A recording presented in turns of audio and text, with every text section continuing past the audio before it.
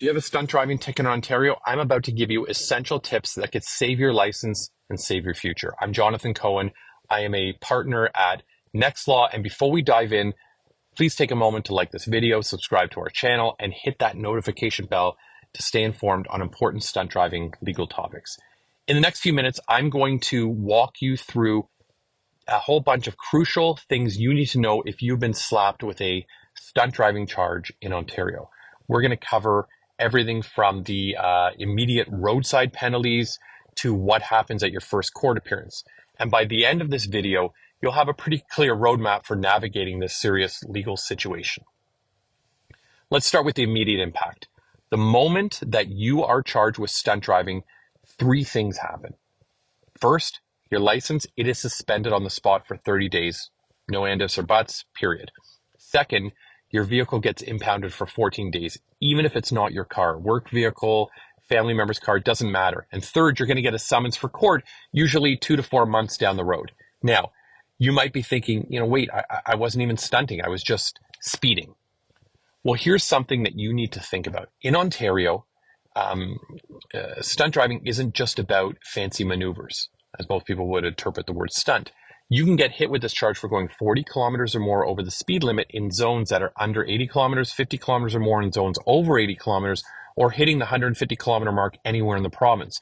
But speed isn't the only factor. There are things like intentionally causing your tires to lose traction, or driving with someone in the trunk, or even preventing another car from passing can land you a stunt driving charge. So now your car's impounded and your license is suspended. What is next? Well, after that 14 days, you can actually get your vehicle back, but be prepared to shell out some serious cash for this. It's not cheap. Towing and storage fees can run you hundreds, if not thousands of dollars. And don't forget, you need proof of ownership and you need to have a valid license of somebody else to reclaim it. Speaking of licenses, after that 30-day suspension, you're going to need to visit Service Ontario to get yours reinstated. Usually isn't a fee involved, but they make the rules, and you might need to complete a driver improvement course depending on your circumstances. Now, let's talk about that looming court date. This is crucial, folks. Your first appearance isn't a trial, but it's still incredibly important. And here's what you need to know. First, get legal advice ASAP. These charges, they're not a joke, and having a professional in your corner, it can make a world of difference. Start gathering evidence, dash cam footage, witness statements, anything that you think might potentially help your case in case it goes to a trial. When you show up to court, you're going to meet with a prosecutor. They're going to give you a disclosure package. Sometimes it's ready, sometimes it's not, with all the evidence against you. And you have to review this carefully because it is the foundation of the case against you. At this first appearance, you've got three options. Firstly, you can plead guilty, which isn't recommended at this stage. You can set a trial date to fight the charge, or you can ask for some form of an adjournment because you need more time to review everything or hire some legal help.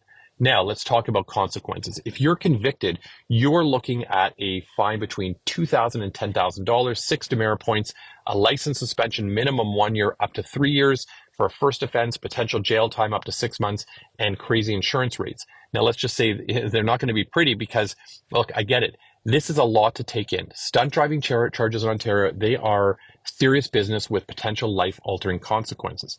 But here's the silver lining. You have legal rights and options. By understanding these essential points, you're already ahead of the game. Remember, every case is unique. While this information may give you a solid foundation, it's not a substitute for personalized legal advice. If you're facing a stunt driving charge and you want to ensure the best possible outcome, consider reaching out to a law firm, a legal representative experienced in Ontario traffic law for stunt driving. Thanks for watching. And remember, drive safe out there. If you found this video helpful, don't forget to like, comment, and subscribe for more stunt driving legal insights. And if you need to personalize help with a stunt driving charge that you yourself have gotten, the contact information for Next Law and myself, Jonathan Cohen, is in the description below. Until next time, this is Jonathan Cohen wishing you, clear roads and clear legal paths.